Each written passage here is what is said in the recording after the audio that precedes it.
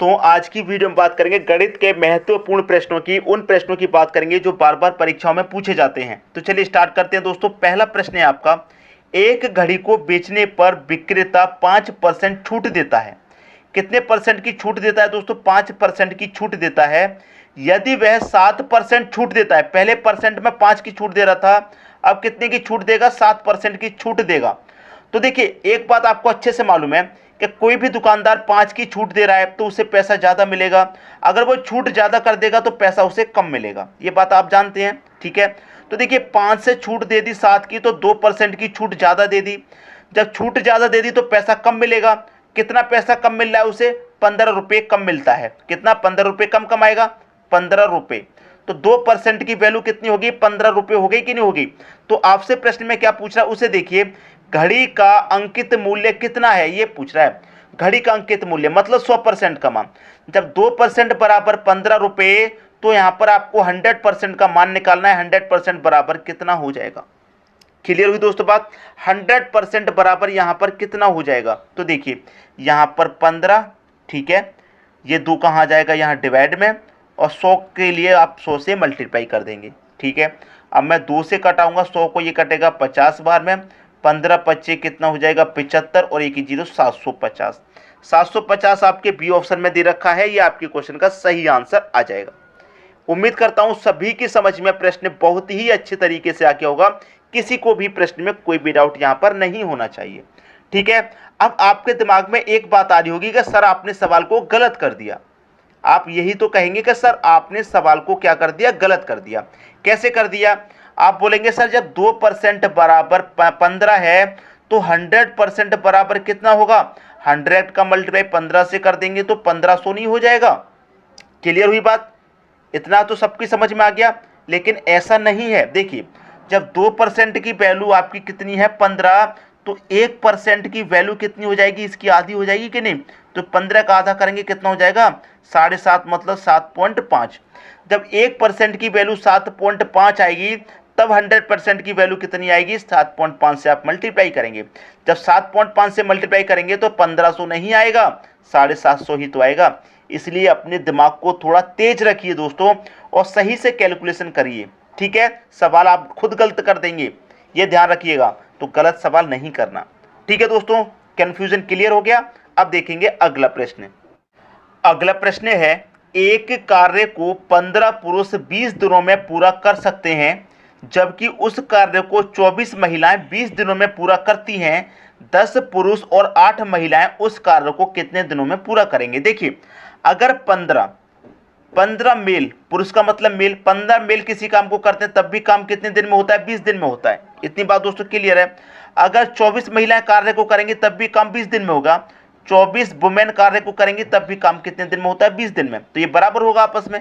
अब देखिए, 3 से काटूंगा, 3 पंजे 15 एम बराबर 3 से काटूंगा, 3 अट्ठे 24 वुमेन, ठीक है। इधर मैन है, ये डब्लू को इधर लाऊंगा तो एम के बट्टे में क्या हो जाएगा? डब्लू बराबर इधर कितना बचा? 8। 5 को इधर ले जाऊंगा तो 8 के बट्टे में 5 आ जाए। इसका मतलब एम की वैल्यू कितनी है? 8। वुमेन की वैल्यू कितनी है? 5। इतनी बात क्लियर है। अब यहां पर क्या करेगा? आपसे पूछ रहा है कि 10 पुरुष और 8 महिलाएं उस कार्य को कितने दिनों में पूरा कर सकती हैं। क्लियर? तो देखिए, यहां पर सबसे पहले चाहे तो आप मैन ले लीजिए, चाहे वुमेन ले लीजिए, दोनों में से कोई भी वैल्यू ले लीजिए, आंसर एक आएगा। तो हम मैन ले लेते हैं, 15 मैन। कितने? 15 मैन। 15 मैन किसी काम को कितने दिन में कर रहे थे? 15 पुरुष 20 दिन में कर रहे थे, ठीक है। 20 ले लिया, और जो पूछा जाए उसे नीचे ले लो। 10 पुरुष और 8 महिलाएं। 10 पुरुष, तो पुरुष का मतलब मेल, 10 मेल प्लस कितने? 8 महिलाएं, 8 वुमेन, उस कार्य को कितने दिन में पूरा करेंगे? बस सॉल्व हो गया। इसी को कैलकुलेशन कर लीजिए। एम की वैल्यू कितनी है? एम की वैल्यू 8 है, तो यहां पर मैं 8 रख दूंगा। तो 15 का मल्टीप्लाई 8 से कर दूंगा, 15 अट्ठी कितना होता है? 120 होता है। गुने में कितना? 20 है, ऊपर बटे में आ जाइए। एम की वैल्यू आपको मालूम है 8 है, तो 10 का मल्टीप्लाई 8 से करूंगा, कितना हो जाएगा? 80 हो जाएगा।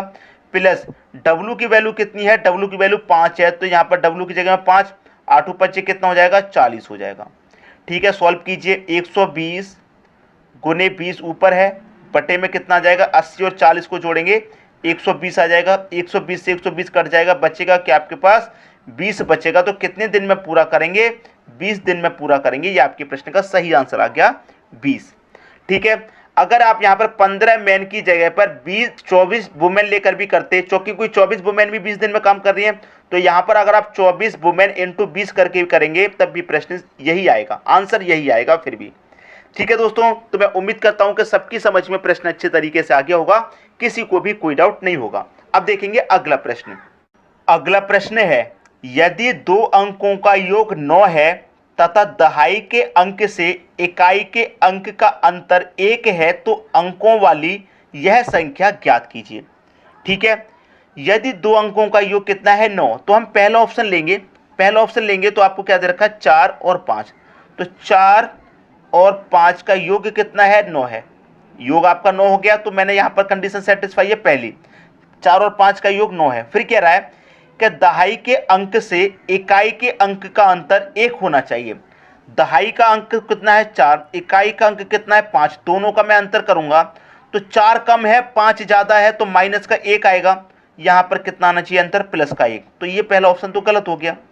हम क्या करेंगे, दूसरा ऑप्शन लेंगे 63, 6 प्लस 3 बराबर कितना होना चाहिए, योग 9 होना चाहिए, तो योग तो 9 हो रहा है आपका। ठीक है, फिर इनका अंतर करना है आपको, तो 6 का अंतर करेंगे 3 से, तो कितना आ जाएगा, 6 में से 3 जाएगा 3 आ जाएगा, लेकिन आना कितना चाहिए 1, तो ये भी गलत हो गया। इसको लेंगे 5 प्लस 4 करेंगे कितना हो जाएगा 9 हो जाएगा, और इनका क्या करेंगे अंतर, 5 में से घटा दूंगा 4 अंतर करूंगा, 5 में से 4 जाएगा 1 आ जाएगा, और 1 ही तो आना चाहिए, यही तो कह रहा है अंतर कितना आना चाहिए 1, तो 1 आ गया, मतलब सी ऑप्शन हो गया आपके प्रश्न का सही आंसर। ऐसे प्रश्न दोस्तों परीक्षाओं में पूछे जाएंगे तो आपको कंफ्यूज बिल्कुल भी नहीं होना, क्योंकि इनकी जो लैंग्वेज दी जाती है, इनकी जो भाषा दी जाती है वो ऐसी दी जाती है कि स्टूडेंट कंफ्यूज हो जाए, लेकिन आपको कंफ्यूज नहीं होना है। आपको प्रश्न को पकड़िए कि प्रश्न में दे क्या रहा है, प्रश्न की भाषा को पकड़िए, तब आप प्रश्न को सही तरीके से सॉल्व कर पाएंगे। ठीक है दोस्तों, सभी की समझ में बात आ गई। अब देखेंगे अगला प्रश्न। अगला प्रश्न है, 720 रुपये को 2 पुरुषों, 5 महिलाओं और 8 बच्चों में इस प्रकार बांटा गया कि 1 पुरुष, 1 महिला और 1 बच्चे के हिस्से का अनुपात 3:2:1 है। 1 पुरुष, पुरुष का मतलब मेल, 1 महिला, महिला का मतलब वुमेन, फिर 1 बच्चा, बच्चे का मतलब चाइल्ड। ठीक है, इनका अनुपात कितना है 3:2:1 है। ये 1 पुरुष का है और 1 महिला का है और 1 ही बच्चे का अनुपात है, याद रखिएगा 1-1 का है ये। ठीक है, अब यहाँ पर क्या दे रखा है 2 पुरुष, तो 2 का मल्टीप्लाई मैं 3 से करूंगा, क्योंकि रेशियो में पुरुष कितना है 3 है, तो यहाँ पर 2 है, 2 का मल्टीप्लाई 3 से करूंगा मैं, कितना हो जाएगा 6 अनुपात। यहाँ वुमेन का अनुपात 2 है, यहाँ वुमेन कितनी है 5, तो 5 का मल्टीप्लाई 2 से कर लीजिए 10। यहाँ बच्चे कितने हैं 8, तो 8 का मल्टीप्लाई 1 से करूंगा 8 हो जाएगा। अब देखिए यहाँ पर योग कितना है रुपए का, 720 रुपये है योग। जब आपके पास योग 720 है तो आप इनका भी योग कर लीजिए, 10 8 18 में 6 जोड़ेंगे 24, तो इस योग से इस योग में आप डिवाइड कर दीजिए, 24 त्रिका 72 होता है, 1 0 30। ठीक है, आ गया दोस्तों आपके प्रश्न का सही आंसर। आपसे जो पूछा था उस पर ध्यान दीजिए, आपसे पूछ रहा था कि 1 पुरुष, 1 महिला और 1 बच्चे का, और नीचे जब आप आ जाएंगे तो आप देखिए इनका अनुपात 1-1 का कितना दे रखा है इतना, तो बताइए प्रत्येक बच्चे को कितने रुपए प्राप्त हुए। तो 1 का मान कितना है, 1 बच्चे को कितने रुपए प्राप्त होंगे, 1 बच्चे को दोस्तों 30 रुपए प्राप्त होंगे, याद रखिएगा 1 बच्चे को कितने रुपए प्राप्त होंगे 30, 1 बराबर कितना निकल के आया है 30 आपका। ठीक है, तो सी ऑप्शन हो जाएगा आपके प्रश्न का दोस्तों सही आंसर। इस तरह के प्रश्नों में भी आप कभी भी गलती मत करिएगा, मत करिएगा, मत करिएगा। ठीक है दोस्तों, आंसर कभी भी गलत मत कीजिए। अब देखेंगे अगला प्रश्न। अगला प्रश्न है, एक महिला प्रत्येक वर्ष की शुरुआत में 5% चक्रवृद्धि ब्याज की दर पर 4000 रुपये का निवेश करती है, दूसरे वर्ष के अंत में उसका कुल निवेश कितना होगा। याद रखिएगा प्रश्न की भाषा को समझिए, प्रश्न की भाषा को मैं पहले कह रहा हूं। उसने कहा है दूसरे वर्ष के अंत में, दूसरे वर्ष के अंत तक उसे ब्याज मिला होगा, तो राशि कितनी है 4000 रुपये की राशि है। ठीक है दोस्तों, रेट कितना है 5% का, तो 5% का मतलब क्या हो गया, 100 में 5 जोड़ के लिखेंगे 105, यही तो हो गया इसका मतलब। तो 100 में हम 5 जोड़ के लिखेंगे 105, और परसेंट का मतलब बटे में 100। ये पहली वर्ष के लिए हो गया। फिर दूसरी वर्ष के अंत तक की बात कही है, तो दूसरे वर्ष के अंत तक जाएंगे तो पूरा ब्याज मिलेगा 105 बटे में कितना 100। क्लियर यहाँ तक बात। अब देखिए यहाँ तक सॉल्व कीजिए, 5 से कटेगा दोस्तों 21 बार में, 5 से कटेगा ये 20 बार में, 5 से कटेगा 21 बार में, 5 से कटेगा 20 बार में। ठीक है, 2 जीरो से आपके यहाँ पर ये 2 जीरो में कटा दूंगा, 2 और 2 का मल्टीप्लाई कितना हो जाएगा 4, 4 से कट जाएगा ये 40 10 बार में। 21 21 का मल्टीप्लाई कितना होता है 441 होता है, उसका मल्टीप्लाई हम 10 से कर देंगे, मतलब एक जीरो बढ़ा देंगे तो ये हो जाएगा 4410। तो हमारा ये क्या हो गया, दो वर्ष के अंत तक का हमारा मिल गया। लेकिन यहाँ पर क्या कह रहा है, उसे और ध्यान से दीजिए, दूसरे वर्ष के अंत में उसका कुल निवेश कितना होगा, उसका निवेश पूछ रही है। फिर से उसे क्या करना है, निवेश करना है, मतलब 4000 उसकी राशि थी, ठीक है, उसे फिर निवेश करना है 5% की ब्याज से, मतलब 105% का मतलब बटे में 100 फिर से निवेश करना है। तो यहाँ पर मैं क्या करूंगा दोस्तों, 2 जीरो से आपके यहाँ पर मैं ये 2 जीरो कटा सकता हूँ, कोई डाउट नहीं होगा। फिर मैं क्या करूंगा 40 का मल्टीप्लाई 105 से करूंगा, तो ये जीरो आ जाएगा यहाँ पर लास्ट में, 4 पंजे 20 का जीरो, कैरी का 2, 4 का मल्टीप्लाई जीरो से करूंगा, जीरो रहेगा, कितना आ जाएगा कैरी का 2, 4 एक कम 4 मतलब 4200। तो 4410 पहले से था, इतना निवेश और करना है मतलब 4200 और करना है, तो जोड़ लीजिए कितना हो जाएगा 4410 और 4200, ये हो जाएगा आपका 8610। ये आपके प्रश्न का सही आंसर आ जाएगा। 8610 दे रखा है आपके पहले ऑप्शन में, ये आपके प्रश्न का बिल्कुल सही आंसर हो जाएगा। उम्मीद करता हूं दोस्तों सभी की समझ में प्रश्न बहुत ही अच्छे तरीके से आ गया होगा, किसी को भी प्रश्न में कोई भी डाउट नहीं होगा। ठीक है दोस्तों, वीडियो देखने के लिए आपका बहुत बहुत धन्यवाद।